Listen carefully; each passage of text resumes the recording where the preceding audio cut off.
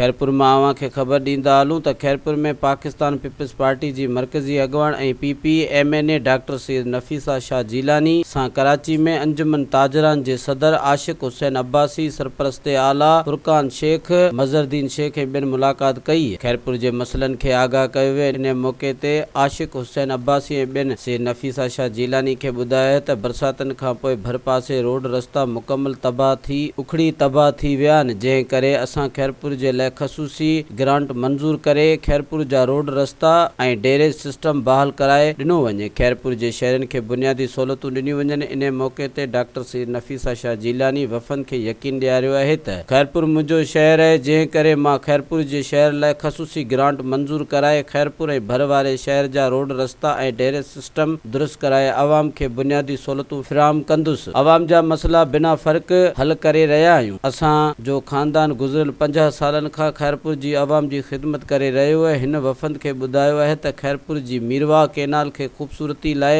ॻाढ़े पुल खां बिलावल पार्क ताईं गिरल जो कमु शुरू करायो आहे, जेको मुकमल थियण बाद दुनिया जे ख़ूबसूरत शहरनि वांगुरु मीरवा केनाल नज़र ईंदी। हिन चयो आहे त असांजी कोशिश आहे त अवाम जा बुनियादी मसइला बिना फ़र्क़ ते हल कयूं। इन मौक़े ते अंजुमन ताजरान जे सरपरस्ते आला लाला फुरकान शेख, अंजुमन ताजरान सिंध जे नायब सदर मज़रदीन शेख, मोहम्मद उमर धारेजो उमेर जे CEO ऐं ॿिया मौजूद हुआ। मज़ीद ख़बरनि ऐं तफ़सीलात लाइ विज़िट कयो असांजी वेबसाइट www.awamiNewsHD.com ऐं ॾिसंदा रहो अवामी न्यूज़ HD।